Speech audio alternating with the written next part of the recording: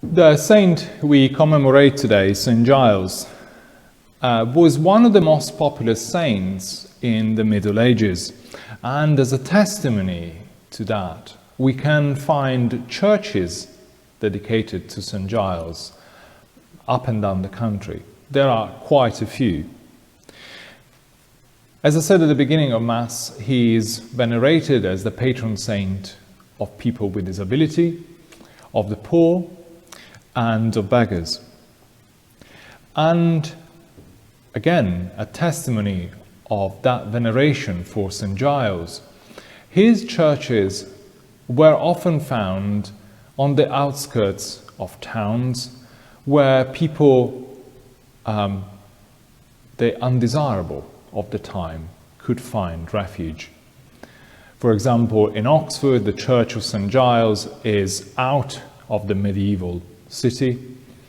And in London, we can think of two churches dedicated to St. Giles. One, St. Giles in the Fields, which exactly was out of town in the fields. And the other one, St. Giles without Cripplegate. The name explains it. It was a church outside the city wall at a gate where people with severe disability were gathered to ask for charity, to ask people coming into the city for food and money.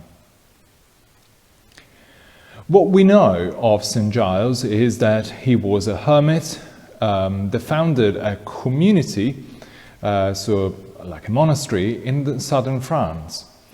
And this community, this monastery, stood as a popular stop-off on the pilgrimage routes to either Santiago of Compostela or to the Holy Land.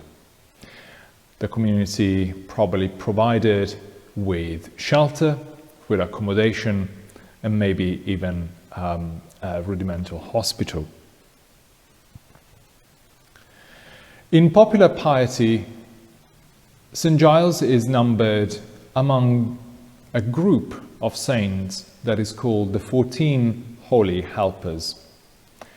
The 14 Holy Helpers were, we could say, an elite group of saints to which people prayed to in times of disaster, in times of disease, and when approaching death. They were recognized as powerful in their intercession before God, and so that's why they're called the 14 Holy Helpers. St. Giles was one of them. Really, not much else is known about his life, at least for sure. There's quite a few legends surrounding his life and his cult.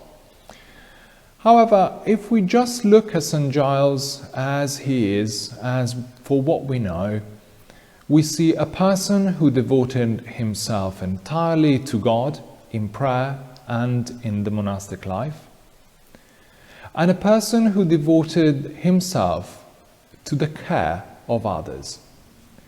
And really, prayer and the care of others, if those are the only two things that could be said about any Christians, about us even, we should be happy with that.